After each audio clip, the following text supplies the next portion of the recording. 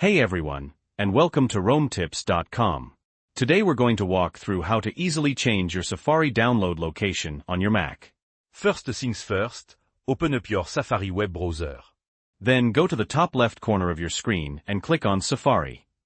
In the drop-down menu, select Settings. Make sure you're on the General tab at the top of the Settings window. Now, find the File Download Location option.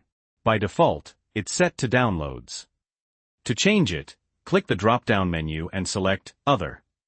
Now, navigate to the folder where you want your files to automatically download. I'm going to choose my desktop and click Select. You should now see the location has changed in the settings. And that's it. You can close the Safari settings. From now on, anything you download will automatically go to the location you selected. Now, what if you want to be asked where to save each download every single time? No problem. Again, open Safari and go to Safari-Settings. Make sure you're on that General tab. Now, find the File Download Location option again. Click the drop-down menu and this time, choose Ask for each download. You can now exit the Safari settings. The next time you download something, Safari will ask you where you want to save the file. And that's it. I hope this video was helpful. If it was, please give it a like.